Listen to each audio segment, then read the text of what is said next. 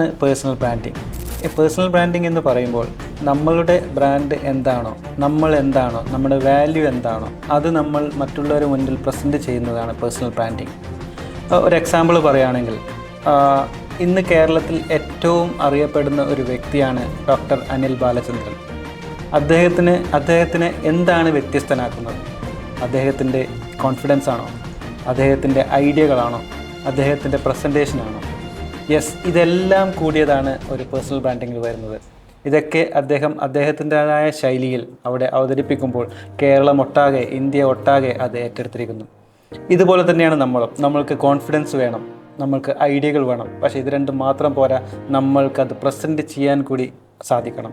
മേൽപ്പറഞ്ഞ രീതിയിൽ നിങ്ങൾ പേഴ്സണൽ ബ്രാൻഡിങ് ചെയ്യുകയാണെങ്കിൽ ഡെഫിനറ്റായിട്ട് അത് നിങ്ങളുടെ ബിസിനസ്സിനെ അല്ലെങ്കിൽ നിങ്ങളുടെ കരിയറിനെ ബൂസ്റ്റപ്പ് ചെയ്യും. Thanks for watching. This is Rajikumar പുലേപ്പുറം.